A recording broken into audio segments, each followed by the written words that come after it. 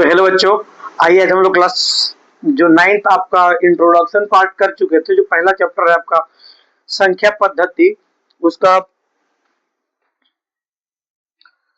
प्रश्नावली 1.1 जो है उसको करने वाले हैं।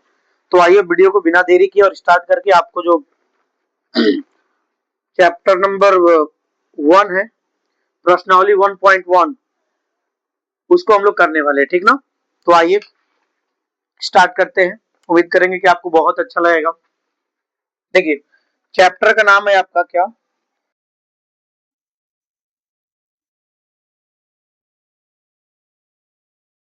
1.1।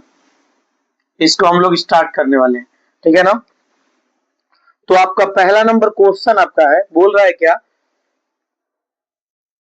क्वेश्चन आपका है क्या, 01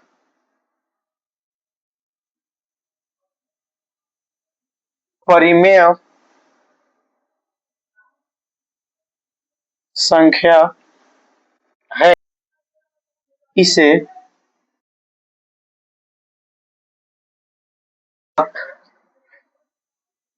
P बटा Q के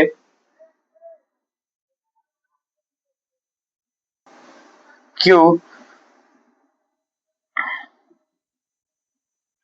पूर्णांक है और देखिए सबसे पहले आपसे पूछा क्या है प्रश्नावली 1.1 में, क्या शून्य एक परिमेय संख्या है, 0 एक परिमेय संख्या है या नहीं। क्या इसे आप P बटा Q के रूप में लिख सकते हैं, P बटा Q के रूप में लिख सकते हैं, यानी हर बटा अंश बटा हर के रूप में आप लिख सकते हैं, जहां P और Q पूर्णांक है। P और Q क्या है, एक पूर्णांक है, और Q नॉट इक्वल टू क्या है, 0 है, मतलब Q जो है 0 के बराबर नहीं है। तो पहले हम लोग थोड़ा सा यहाँ पर भी आपको बताएंगे कि अगर आप पहली बार या अगर इंट्रोडक्शन पार्ट अगर नहीं देखे हैं और पहली बार यही वीडियो देख रहे हैं तो आपको भी तो समझ में आना चाहिए ना। तो आइए देखिए, अगर नहीं देखे हैं तो पहले उस वीडियो को देख लेंगे इंट्रोडक्शन पार्ट। देखिए हम लोग पहले परिमेय संख्या के बारे में जानते हैं क्या होता है। तो परिमेय संख्या वो होता है ना जिसको P बटा Q के रूप में लिख सकते हैं, यानी जिसे परिमेय संख्या बोलते हैं, ठीक है ना। और इसमें भी कंडीशन होता है कि जहां Q नॉट इक्वल टू 0 हो, ठीक है। P और Q, ये भी बात है। और एक और बात होता है कि P तथा Q कोई पूर्णांक हो। पूर्णांक कहने का मतलब क्या होता है कि जो प्लस में से आपका माइनस इनफाइनाइट से स्टार्ट होकर कहां तक जाए, प्लस तक जाए, प्लस इनफाइनाइट तक जाए, उसको क्या बोलते हैं, पूर्णांक, ठीक है ना। तो ये कंडीशन अगर तीनों कंडीशन फुलफिल करता है तो ये आपका क्या है, परिमेय संख्या है। तो आपसे क्वेश्चन अब देखते हैं हम लोग। क्वेश्चन में बोला है कि क्या शून्य एक परिमेय संख्या है, अगर है तो वो कैसे है। आप अगर बोलते हैं कि उसे वो है तो Q के रूप में लिख सकते हैं, जहां Q नॉट इक्वल टू 0 और P और Q क्या हो, एक पूर्णांक हो, ठीक है ना। तो हम लोग इसका आंसर जानेंगे। देखिए इसका आंसर आपसे पूछा कि क्या शून्य एक परिमेय संख्या है, तो बोलेंगे कि हाँ शून्य एक परिमेय संख्या है। शून्य एक क्या है, परिमेय संख्या है, और इसके रूप में लिखा जा सकता है। बोले क्या कि हाँ शून्य एक परिमेय संख्या है, इसे P बटा Q के रूप में लिखा जा सकता है। जैसे कैसे आप लिख सकते हैं P बटा Q के रूप में, जैसे देखिए 0 लिखें और 0 के नीचे कुछ नहीं है तो क्या है, 1 है। आप जानते हैं कि किसी अगर कोई नंबर लिखा गया उसके नीचे कुछ नहीं रहता तो क्या रहता है, 1 रहता है ना। तो देखिए यहाँ पर P आपका 0 हो गया और Q क्या हो गया, 1 हो गया। यहाँ पे आपसे पूछा था क्या, Q जो है नॉट इक्वल टू 0 है, तो Q की जगह पे क्या है, 1 है। तो कहां से ये होगा आपका, सॉरी ये क्यों नहीं होगा परिमेय संख्या, बताइए। 0/1 हो सकता है, 0/5 हो जाएगा, 0/7 हो जाएगा, जो कि Q की जगह पे क्या है, 0 नहीं है। आपका कंडीशन क्या बोला है कि Q नॉट इक्वल टू 0 होना चाहिए, तो हमारा कंडीशन क्या कर रहा है, फुलफिल कर रहा है। इसका मतलब 0 क्या है, एक परिमेय संख्या है। तो आप समझेंगे कि पहला क्वेश्चन आप एकदम 100% समझ गए होंगे। तो चलते हम लोग नेक्स्ट क्वेश्चन पे। तो इसी स्लाइड पे हो सकता है दूसरा क्वेश्चन भी। देखिए क्या बोला है, दूसरा क्वेश्चन भी लिख देते हैं कि 3 और 4 के बीच में 6 परिमेय संख्याएं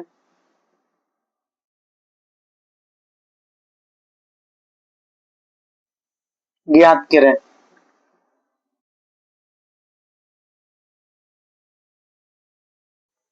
क्वेश्चन आपका है, बोल रहा है कि 3 और 4 के बीच में 6 परिमेय संख्या ज्ञात करें। आपको एक नॉलेज के लिए बात बता दें कि परिमेय संख्या जो होता है ना, दो परिमेय संख्याओं के बीच, दो परिमेय, ठीक है ना, जो आपको बता रहे हैं कि दो परिमेय संख्याओं के बीच में अनंत परिमेय संख्या ज्ञात किया जा सकता है। तो हमसे तो पूछा है केवल क्या, 6वें को परिमेय संख्या 3 और 4 के बीच क्या निकालना है, 6 परिमेय संख्या निकालना है। तो एक रूल इसके लिए समझ लीजिए, एकदम आसानी वाला रूल। जितना आपसे परिमेय संख्या बोलेगा निकालने के लिए, अगर उसका हर इक्वल हो, तो अगर आपसे जितना कहेगा परिमेय संख्या निकालने के लिए, उससे एक बढ़ाकर और उसके ऊपर नीचे मतलब नंबर में क्या कर देंगे, गुणा कर देंगे। आपसे कितना बोला है, 6 निकालने के लिए। यहाँ पे 6 परिमेय संख्या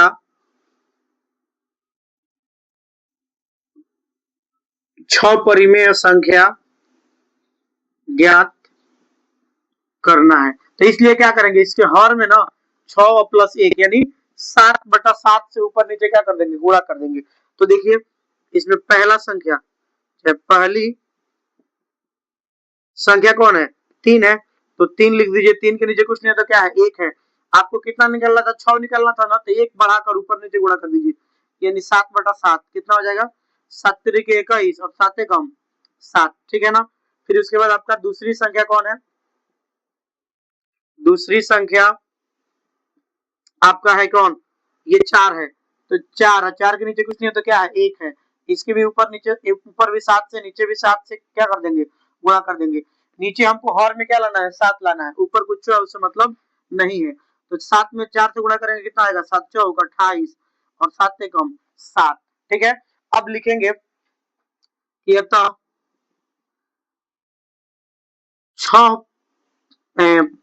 3 और 4 के बीच, अतः 3 और 4 के बीच 6 परिमेय संख्या निम्न है। अब कौन होगा जी, जैसे 21/7 है ना, तो 21 से वो बढ़ा लीजिए तो क्या हो जाएगा आपका 22/7। उसके बाद क्या आएगा 23/7, उसके बाद आपका 24/7, उसके बाद आपका 25/7, उसके बाद 26/7, उसके बाद 27/7। देखिए क्या हो गया, 1 2 3 4 5 6, 6 को परिमेय संख्या आपका क्या हो गया, निकल गया, ठीक है। तो अब चलिए इस स्लाइड को हम लोग मिटाकर नेक्स्ट क्वेश्चन जो आपका है तीसरा नंबर, उसको करते हैं। अब देखते हैं हम लोग तीसरा नंबर क्वेश्चन। तीसरा नंबर क्वेश्चन भी आपका है, लिखते हैं बोर्ड पर आपके लिए।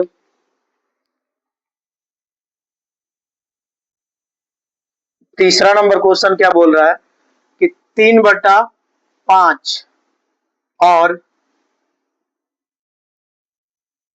4/5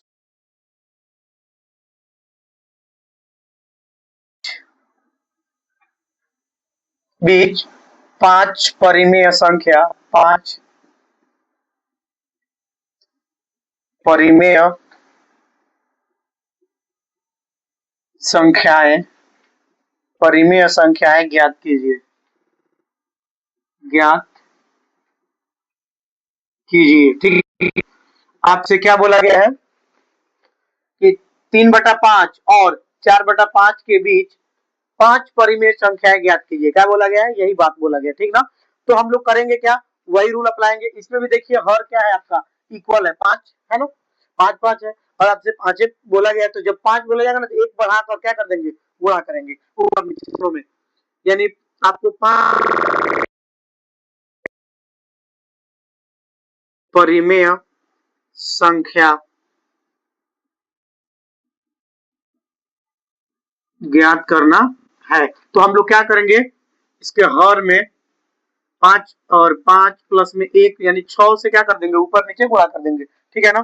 तो इसमें देखिए आपका पहली संख्या कौन है, पहली संख्या आपका 3/5 है। इस 5 निकालना था ना, तो इसमें एक 6 कर देंगे, 6/6 से क्या कर देंगे, गुणा कर देंगे। इसको अगर देखिए गुणा करने से, ऊपर नीचे सेम चीज से गुणा करने से ना उसी नंबर में कोई अंतर नहीं पड़ता है। आप 6/6 को घटा दीजिएगा तो 1 आएगा, 1 से किसी भी नंबर में गुणा करने के बाद कोई अंतर नहीं पड़ता, वही नंबर आता है। तो यहाँ पे इससे कोई ज्यादा दिक्कत नहीं होने वाला है, बट आपका काम हो जाएगा। 6 में 3 से गुणा करेंगे तो कितना आएगा, 18, और यहाँ पे 6 में 5 से गुणा करेंगे, 6 5 30, ठीक है ना। उसके बाद दूसरी संख्या आपका कौन है, तो वो हो जाएगा आपका 4/5, 4 बटा आपका 5। इसमें भी 6/6 से क्या कर देंगे, गुणा कर देंगे, 6 का 24 और 6 5 30, ठीक है। तो आपका जो आंसर हो जाएगा, यहाँ पे भी लिख सकते हैं आपकी 3/5 और 4/5 के बीच 5 गुना था, 5 परिमेय संख्या, 5 परिमेय संख्या बराबर आपका क्या हो जाएगा, 19/30 हो जाएगा। ये बराबर मतलब उसके बीच में जाना है ना, 19/30, 20/30, उसके बाद बोला गया कौन, तो उसके बाद आपका 21/30, 22/30, 23/30, 23 हो जाए ना, 1 2 3 4 5, यही आपका 5 परिमेय संख्या निकल गया इसके बीच, ठीक है ना। बहुत आसान क्वेश्चन है, आपके एग्जाम में ना इस टाइप के क्वेश्चन पूछे ही जाते हैं, नहीं पूछने का कोई चांस नहीं है, ठीक है ना। अब आइए चौथे नंबर सवाल पे हम लोग चलते हैं, और वो आपका सवाल क्या है, बोला गया है ना कि टिक लगाने वाला बात है ये, ठीक है ना। यानी चौथा नंबर सवाल, सत्य और असत्य बताना है, ठीक है ना। नीचे दिए कथन को क्या करना है, सत्य और असत्य अपने कारण के साथ देना है, ठीक है ना। नीचे दिए गए नीचे दिए गए नीचे दिए गए कथन नीचे दिए गए कथन सत्य है या असत्य,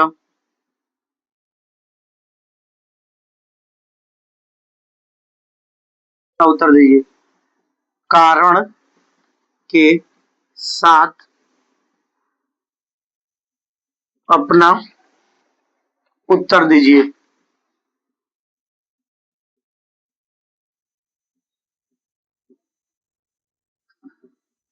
ठीक है, चलिए अब देखिए हम लोगों को पहला बात क्या बोला गया, इसमें पहला नंबर है कि प्रत्येक प्राकृत संख्या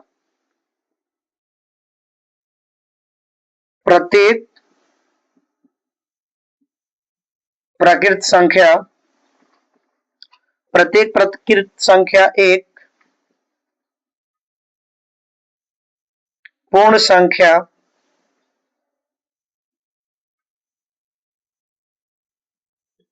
होती है। देखिए आपको बोला गया क्या है कि प्रत्येक प्राकृत संख्या एक पूर्ण संख्या होती है, तो हाँ होती है। चलिए हम देखते हैं कारण क्या देखते हैं। प्रत्येक प्राकृत संख्या का हम लोग एन से डिनोट करते हैं, नेचुरल नंबर, और ये स्टार्ट कहां से होता है, 1 2 3 4 डैश डैश कहां तक, इनफाइनाइट तक जाता है प्लस में, ठीक ना।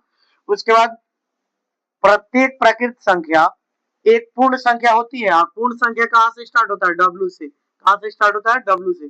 ये होता है 0 1 2 3 4 डैश डैश कहां तक, प्लस इनफाइनाइट तक, ठीक ना। प्रत्येक प्राकृत संख्या एक पूर्ण संख्या होती है, प्रत्येक प्राकृत संख्या एक पूर्ण संख्या होती है, तो प्राकृत संख्या को पूर्ण संख्या में खोज सकते हैं। जैसे देखिए यहाँ पर से यही से ना है प्राकृत संख्या आपका, तो लिख देंगे कि ये बात क्या है आपका, सत्य है, सत्य है, क्योंकि पूर्ण संख्या में प्राकृत संख्या को प्राप्त किया जा सकता है। ठीक है ना? सत्य है क्योंकि पूर्ण संख्या में प्राकृत संख्या को प्राप्त किया जा सकता है, ये बात सत्य है। ठीक है ना? आपका दूसरा बात क्या है?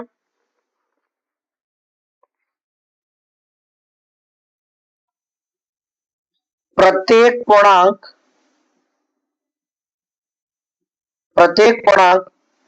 एक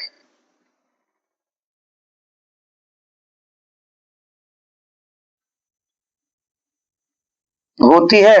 प्रत्येक पूर्णांक एक पूर्ण संख्या होती है। पूर्णांक बोल रहा है, पूर्णांक को हम लोग जेड से डिनोट करते हैं, और ये होता है आपका क्या, माइनस इनफाइनाइट से स्टार्ट होता है, और ये माइनस वाला जो नंबर होता है ना, जैसे माइनस एक हो गया, फिर उसके बाद जीरो, यहाँ पे एक दो डैश डैश प्लस इनफाइनाइट तक जाता है, उसको क्या बोलते हैं, पूर्णांक बोलते हैं। और जो आपका पूर्ण संख्या होता है वो क्या होता है, डब्ल्यू से सूचित किया जाता है, और वो स्टार्ट होता है कहाँ से, जीरो से स्टार्ट होता है। जीरो से स्टार्ट होकर कहां तक जाता है, प्लस इनफाइनाइट तक जाता है। प्रत्येक पूर्णांक एक पूर्ण संख्या हो सकती है तो नहीं हो सकती है। प्रत्येक पूर्णांक संख्या पूर्ण संख्या कैसे हो सकती है, पूर्ण संख्या तो केवल जीरो से ही, माइनस वाला तो नंबर मिलेगा ही नहीं। तो यहाँ पे बोल सकते हैं इस बात में क्या, असत्य है। क्या बोल सकते हैं, असत्य है, क्योंकि क्योंकि पूर्णांक संख्या पूर्ण संख्या नहीं प्राप्त किया जा सकता। असत्य है क्योंकि पूर्णांक संख्या पूर्ण संख्या में नहीं प्राप्त किया जा सकता है, मिल भी नहीं करेगा उसमें। पूर्णांक संख्या आपका इनफाइनाइट से स्टार्ट होता है और प्लस इनफाइनाइट तक जाता है, और ये तो पूर्ण संख्या आपका जीरो से स्टार्ट होकर कहां तक जाता है, अनंत तक जाता है। तो ये वाला तो मिल जा रहा है, लेकिन माइनस वाला जो नंबर है वो नहीं मिल रहा, तो कैसे होगा, नहीं हो पाएगा। अब आपका है तीसरा नंबर क्वेश्चन, प्रत्येक परिमेय संख्या परिमेय प्रत्येक परिमेय संख्या एक पूर्ण संख्या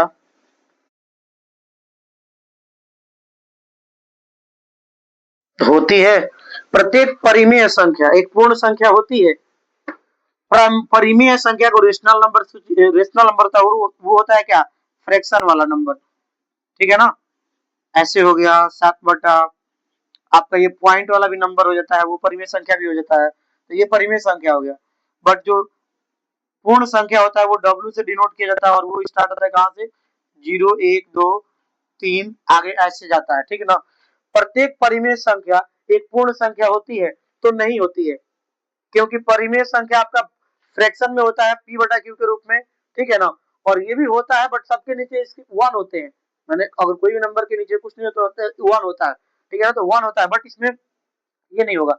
यहाँ पे लिख देंगे क्या होगा, असत्य है। क्या होगा, इसमें लिख देंगे असत्य है, क्योंकि जो ये फ्रैक्शन में है और ये फ्रैक्शन में नहीं है, और फ्रैक्शन में ये पॉइंट में भी है और ये पॉइंट में नहीं है। पॉइंट में परिमेय संख्या हो सकता है, लेकिन जो आपका पूर्ण संख्या ये पॉइंट में नहीं हो सकता है, इसलिए आपका ये नहीं होगा। ठीक ना? तो हम लोग को ये अभी पता लगा कि जो पहला एक्सरसाइज है 1.1, उसको हम लोग बहुत अच्छे ढंग से और बहुत प्यार से क्या कर लिए, खत्म कर लिए। तो उम्मीद करेंगे कि आपको ये वीडियो बहुत अच्छा लगा होगा, और अपने दोस्तों में शेयर करेंगे। और आज 1 जनवरी है 2026 का, और एक प्रण लेते हैं कि हम लोग एकदम कंटिन्यू आपको हर सब्जेक्ट का, और आपको प्रत्येक क्वेश्चन, एक क्वेश्चन भी छोड़ेंगे नहीं, सारा क्वेश्चन हम आपको बनाकर प्रोवाइड करेंगे, और बहुत ही आसानी तरीके से और बहुत प्यारे तरीके से आपको बनाकर हम देंगे। ठीक है ना? तो आप इसमें जुड़ेंगे। That's all, thank you.